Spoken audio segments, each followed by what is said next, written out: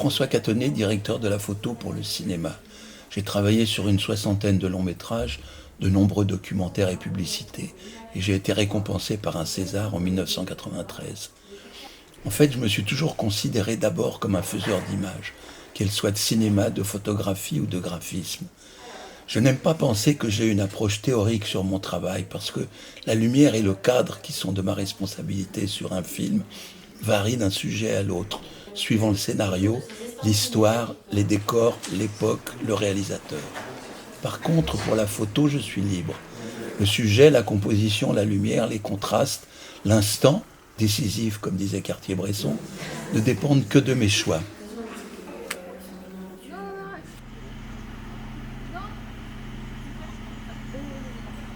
Nous avons pour projet de faire découvrir le travail de François Catonnet avec les élèves du lycée Watteau.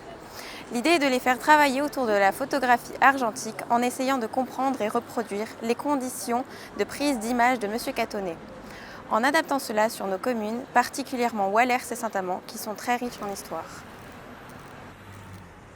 Si elle est à peu près au milieu, tu peux considérer que ta photo...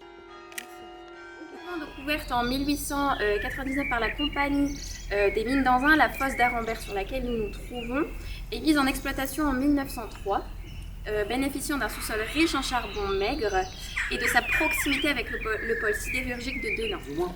Donc là on a un cadre, hop, je divise ma feuille en 3 et là j'ai un tiers. Et en général, si par exemple je voulais te cadrer, soit je te mets très au centre, ou alors je te mets au tiers.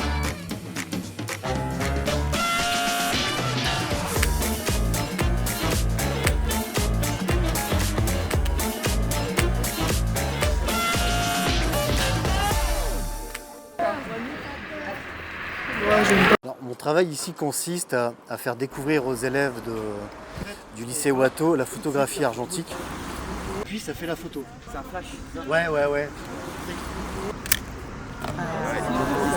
En peu de temps, essayer de faire ressortir les émotions qu'ils ont ressenties en regardant le travail de François Catonnet.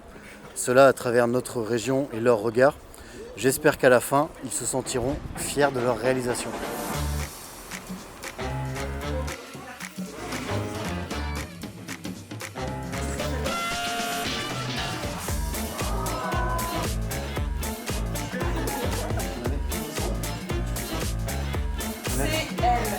Pourquoi pas en refaire plus tard, même s'il y a quand même des difficultés avec le cadrage, la lumière, surtout la lumière d'ailleurs, parce qu'avec les photos qu'on a eues, il y a eu des surexpositions et des sous-expositions.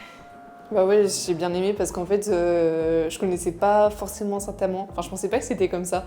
Et en fait, l'architecture, elle est super belle, etc. Et j'ai beaucoup aimé apprendre à utiliser les petits appareils jetables, un peu à la manière à l'ancienne. Et c'était vraiment cool, ça faisait un effet vraiment stylé. Ce que j'ai retenu, alors, c'est que le cadrage est particulièrement difficile vu qu'on n'a pas de vue sur notre photo avant le développement. Mais ça rajoute un effet un petit peu de surprise, donc ça gêne pas tant que ça. Ouais, bah pareil, en fait, c'était de voir sur un paysage d'habitude assez ordinaire, enfin, on est souvent entouré de corons, de choses comme ça, les chevalements, on en voit. Et là, bah, en fait, on voyait plus les lignes, comment ça se superposait. Et surtout, c'était vraiment intéressant, c'était de retravailler avec la lumière et les ombres. On voyait le paysage complètement différemment. Les voyages repérages, les portraits et les peintres, ce sont les sujets que je recherche avec toujours une prédilection pour les gens.